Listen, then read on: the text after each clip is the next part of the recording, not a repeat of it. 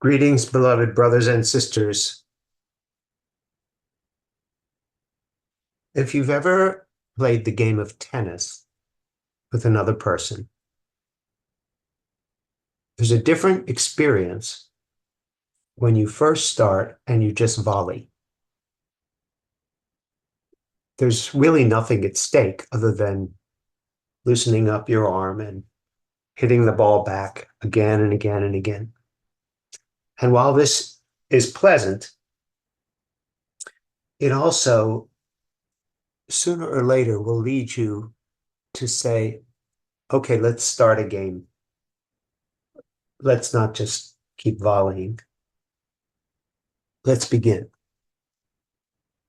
And that desire to actually up the level of the game, where competition comes in and discernment and trying to win a point comes in, is actually more interesting than just batting the ball back and forth. By the same token, you have this net between you, and the net stops the ball abruptly if you don't get it high enough. And the lines of the court end the point if you don't bring the ball inside the bounds of the court. And all of this are the ground rules of tennis. And if you really ever want to kill your enjoyment of tennis, just let the net down. Put the net all the way down and then play tennis that way with no net. You will stop after about 5 minutes. It's not enjoyable.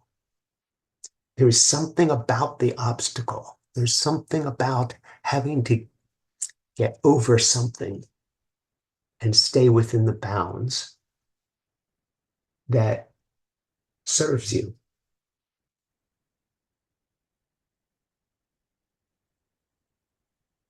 I bring this up because you may wonder, looking back at your life, as this dear one does often,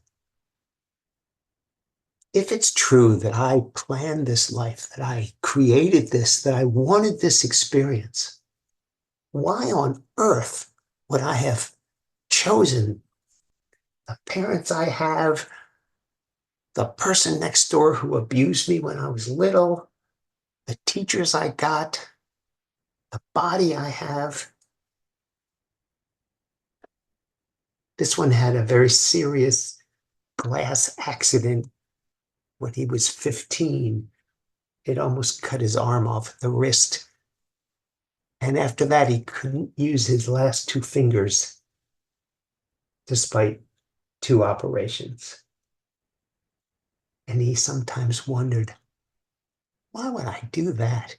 Why would I give myself that experience? It just sort of changed the course of his musical career.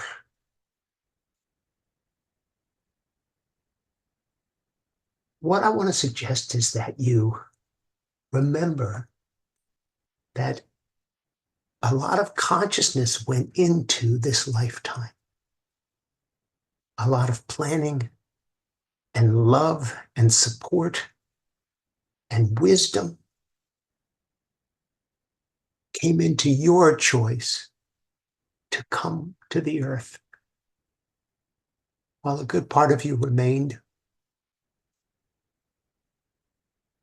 not of the earth, but to experience what you may call limitations, challenges.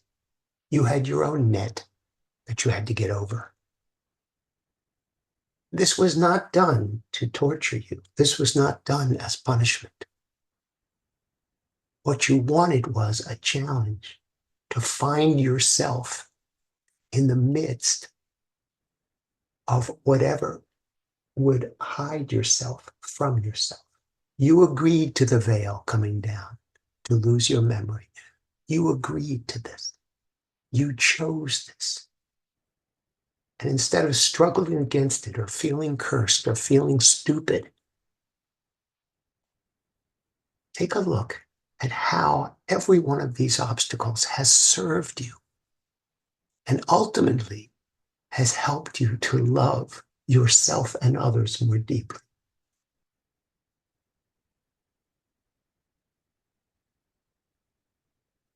all of the experiences that this one has had in his life, and he experiences things very intensely, he can see have served him in being able to help others.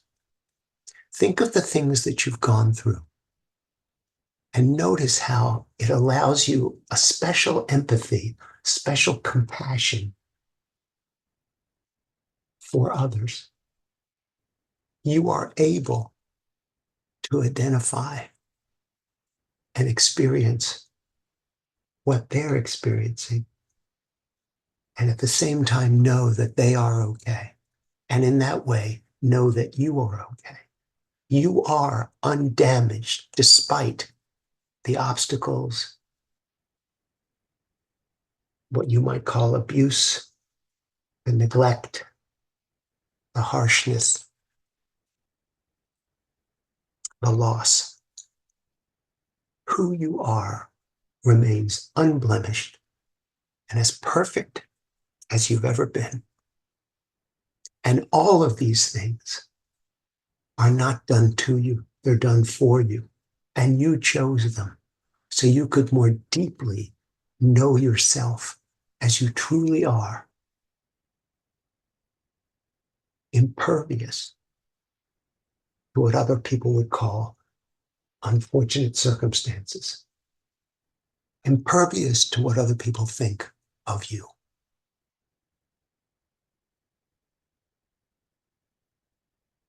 These things allow you to expand your ability to forgive, to have compassion, to love,